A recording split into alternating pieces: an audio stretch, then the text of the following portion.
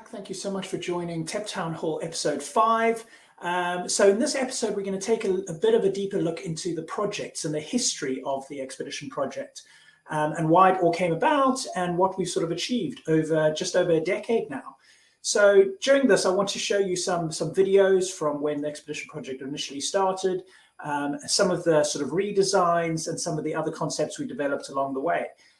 So to start us off, let's kick us off with a launch video that we created back in 2011. Check this out.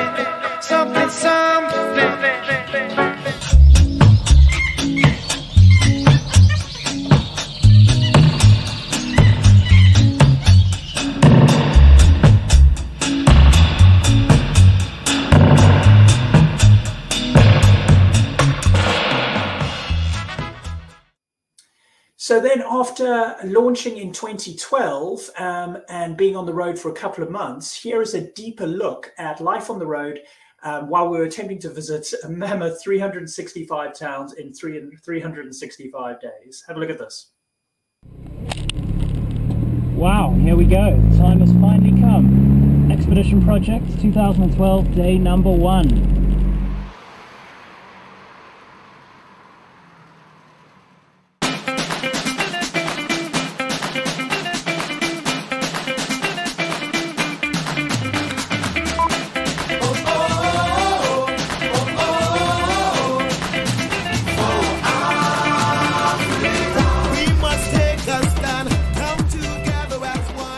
So excited. Go and pick up Maddie in a minute and we're off. Day number 1 underway up the west coast. Beautiful day, everyone's hungover except us because we're amped and ready to go. Sure, couldn't be more excited. Chat to you soon. Just go and see if Maddie's ready. She's awake. She only flew in last night, so I'm sure she's pretty exhausted. Maddie! How long will it take us? 2 hours to get to the first stop. Langbarn, day number 1. Leaving from Stellenbosch. I don't want to leave. Beautiful day. It's a beautiful day. I don't want to go. You don't want to leave? So where did you fly in from, Maddie? From Doha in London. Took a while. Only 28 hours. Didn't sleep. But it's worth it. And the thought of heading off for a year in a vehicle? Oh God. We're gonna kill each other.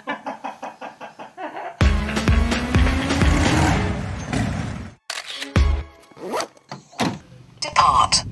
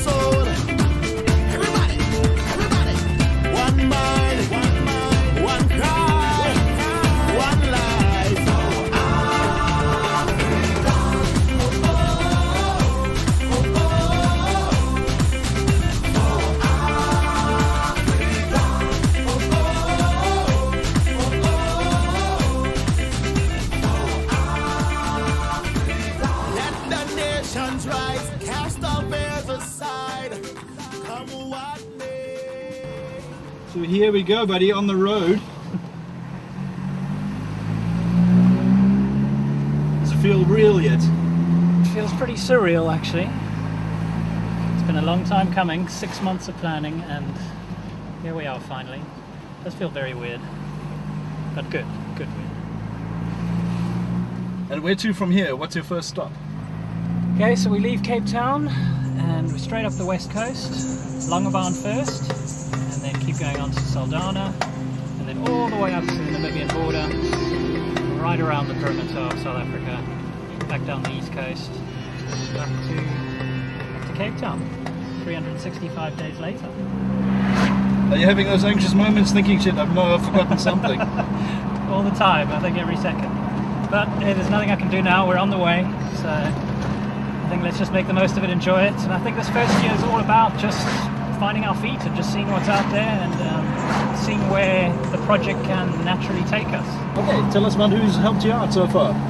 Sure, well, leading the way has been a new wine by Estelle called Place in the Sun, which is fantastic. They've asked us to get a picture each day having a drink of Place in the Sun in 200 different locations. TomTom have been great. They've given us a GPS new via live device, which will keep us on track, literally.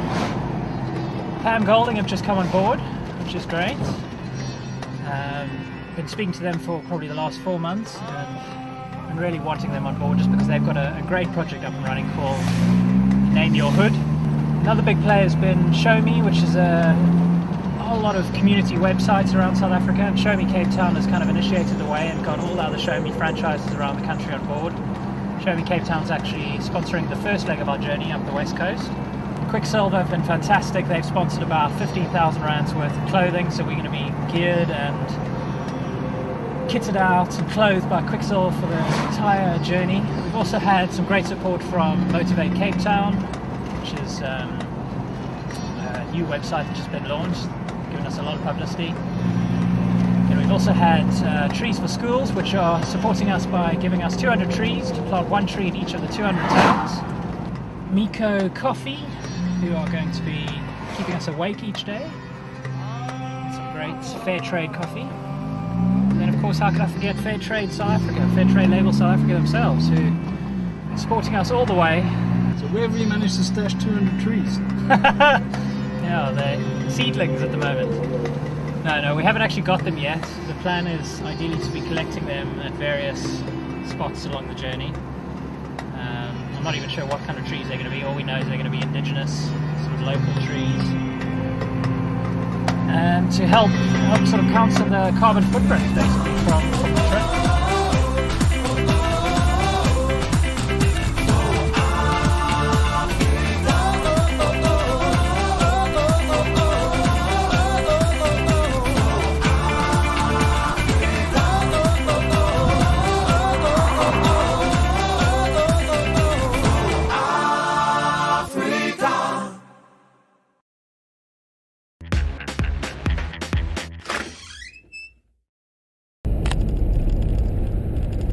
Day number 2.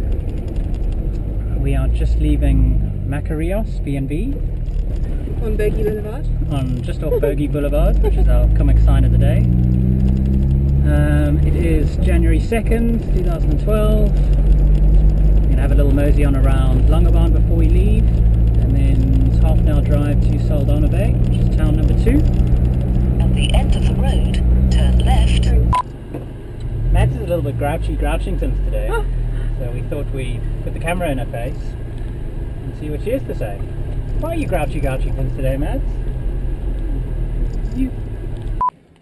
Here we are, about to go on the boat trip, Bottom's boat trip with Dan the man. Morning, Maddie. Hi. There's Des again. Let's have a good view of their shop, which is at least 100 years old.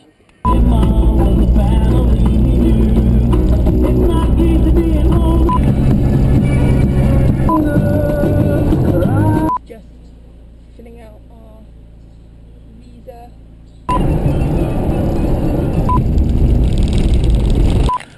Right now we are 9 meters up in a palm tree, literally, and watching them pick dates in Kleinpella guest farm and the largest date farm in southern Africa. Southern Hemisphere, sorry. Have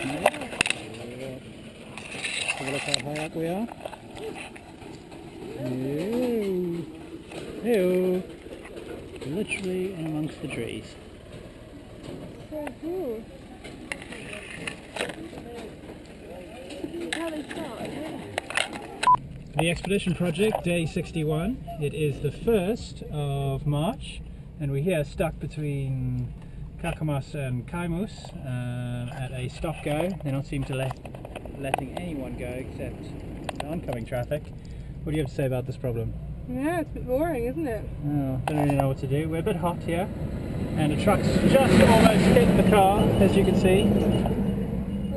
Oh, I'll speak to you later. Bye.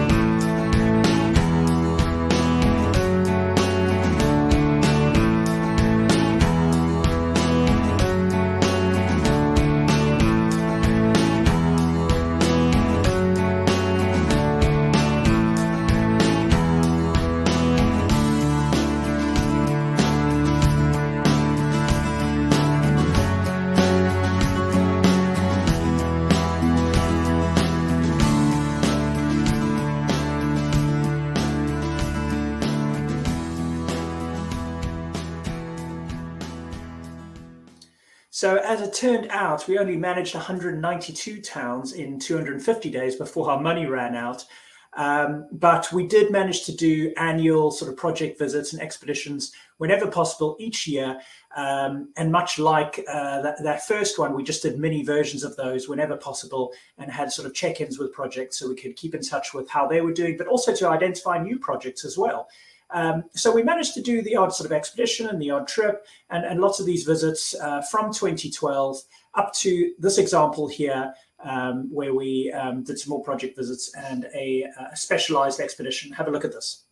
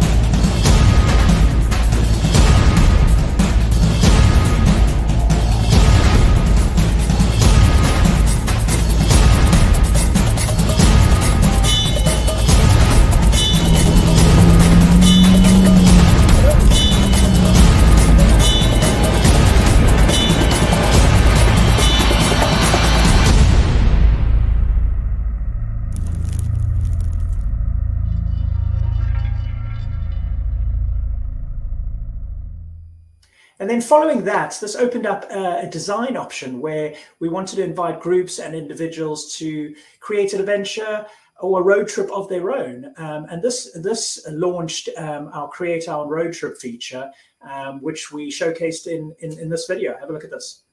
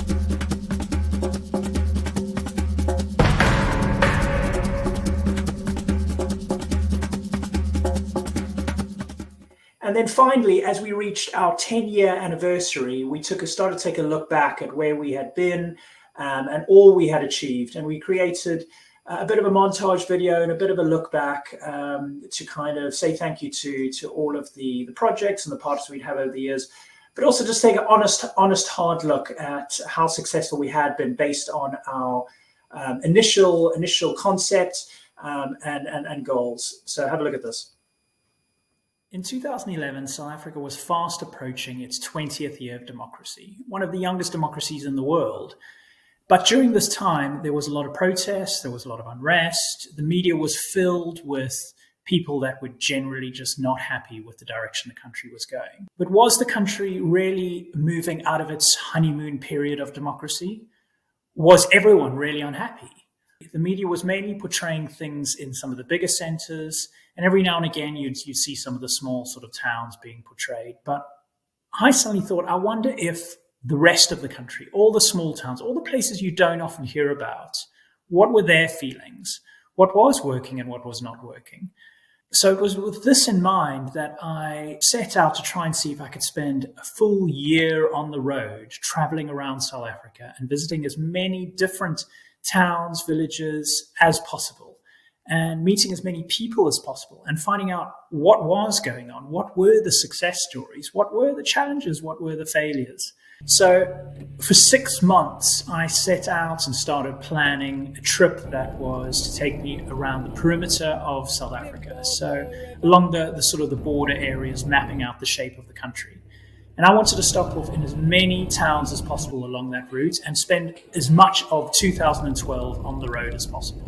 Looking back now, it was absolutely mind-blowing because I spent 250 days on the road and stopped off in 192 towns and managed to stay in 176 different accommodation establishments. And in doing so, identified and met with 101 different community and conservation projects. I don't think many countries in the world would have opened their doors and opened their arms as much as South Africa did during that year on the road. And one of the goals was to get re-inspired, and that's exactly what happened. I fell in love with my country all over again. And it was the warmth of the people that I suddenly realized was what everyone has been talking about when they come on holiday to South Africa. And as a South African, sometimes you don't really realize that until maybe you do something like this and you realize just how amazingly open and warm everyone is. Now, I wanted to tell the world about all these different towns that a lot of people didn't hear about and really just highlight some of the projects and some of the amazing tourism establishments that were trying to help me along the way.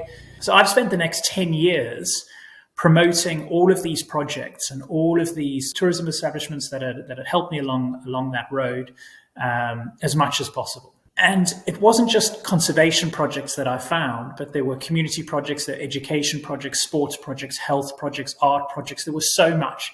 But it was the conservation projects that really captured my heart because that was where my main interest was. Now, I knew I would find a lot of wildlife out there. Everyone knows South Africa is just teeming with so much wildlife.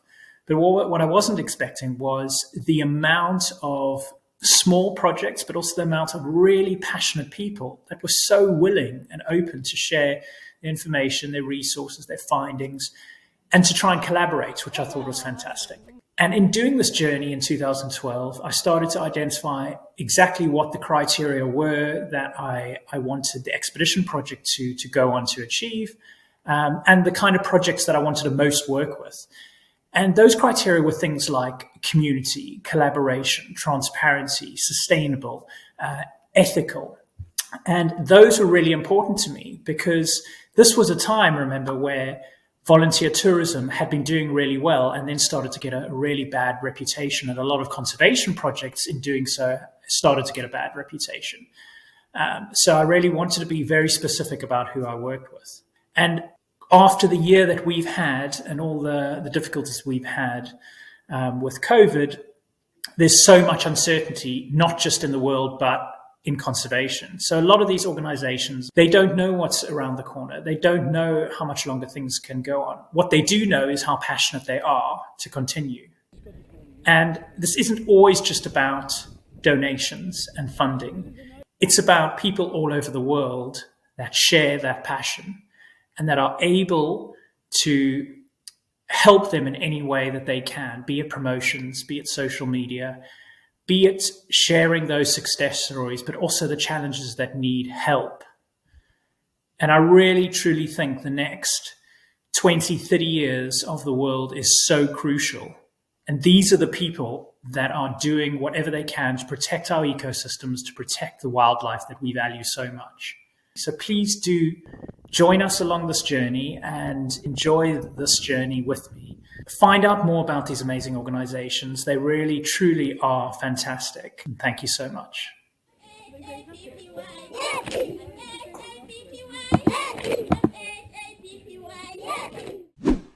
So as you can see, projects have always been at the core of everything, with links to communities and businesses and tourism naturally fitting in to make this a living and breathing collaborative model.